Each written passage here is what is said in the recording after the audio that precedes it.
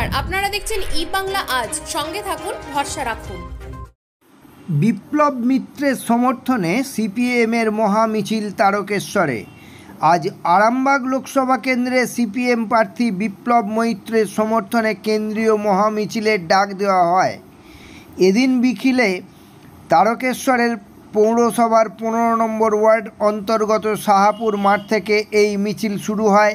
তারকেশ্বর বিধানসভার সিপিআইএম নির্বাচনী কমিটির উদ্যোগে চলা এদিনের মিছিলে উপস্থিত ছিলেন বিপ্লব মৈত্র, সিপিএম নেতা স্নেহাশিস রায়, তন্ময় জানা, সুভাষ পাল, মুকুল ঘোষ সহ অন্যান্য নেতৃত্ব এবং বিশাল কর্মী ও সমর্থক। মিছিলটি শাহাপুর থেকে শুরু হয়ে চাওয়ালপট্টি চৌমোড়, বিপিআর গেট, তারকেশ্বর থানা হয়ে তারকেশ্বর শহর পরিক্রমা করে। এদিনের এই মিছিল থেকে রাজ্যের শাসক দল এবং কেন্দ্রীয় সরকারের বিরোধিতা করে এই মিছিল।